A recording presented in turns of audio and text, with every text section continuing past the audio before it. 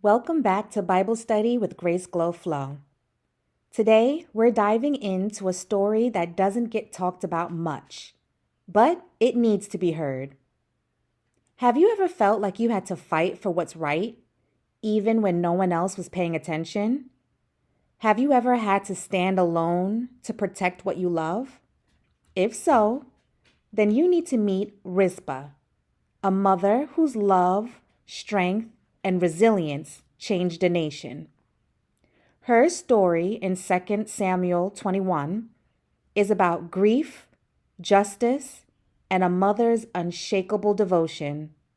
It's raw, it's real, and sis, it might just remind you of yourself. All right, let's set the scene. Rizpah was a concubine of King Saul, which means she wasn't a queen, but she was connected to power.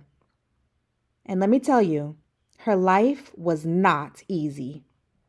After Saul died, his kingdom fell into chaos. Years later, a famine hit Israel for 3 years straight, and King David asked God why the land was suffering. God revealed the reason. Saul had broken a covenant.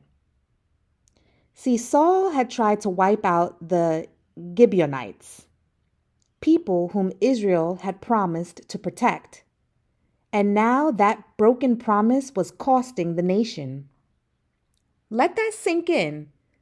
When leaders break promises, innocent people suffer. David asked the Gibeonites what they want as justice for what Saul did. And they say, "Give us 7 of Saul's descendants to be executed." Now I know what you're thinking. Why did these sons have to pay for their father's mistakes? It wasn't fair. But David agrees to hand them over. And among those chosen, Rizpah's 2 sons. Imagine that. Imagine your children being taken not because of something they did, but because of a decision made by someone else. And just like that, her boys were killed. But what happens next? That's where Rizpah's strength shines through. In those days, when someone was executed, their bodies were usually left unburied, exposed to the elements, picked apart by animals. It was a sign of shame.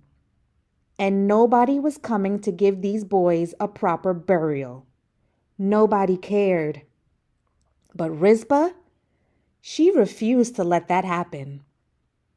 The Bible says she took sackcloth, a symbol of mourning, and spread it out on a rock.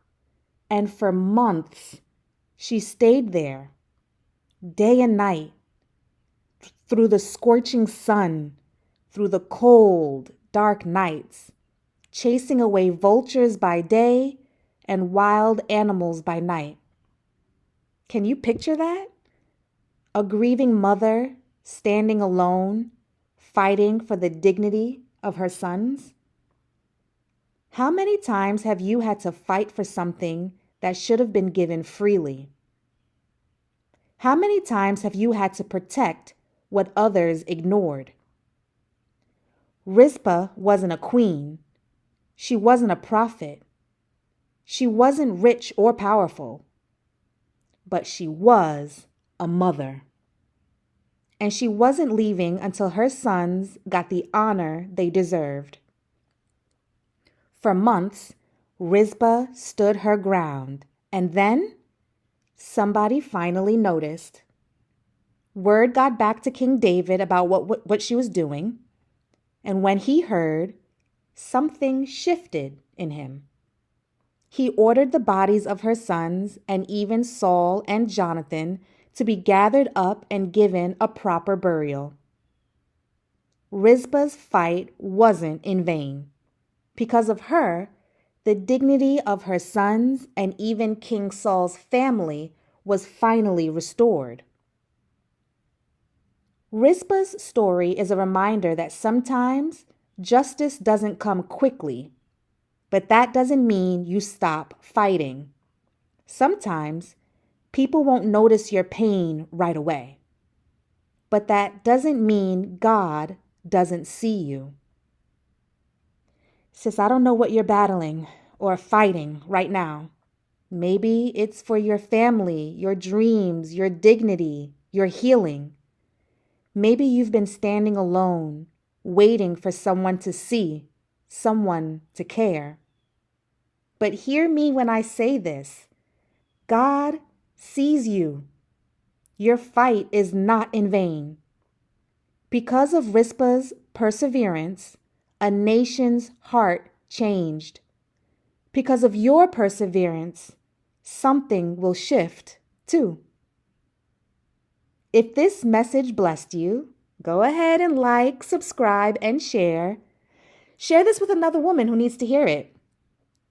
I'll see you next time. Keep standing, keep believing, and remember, God always honors those who refuse to give up.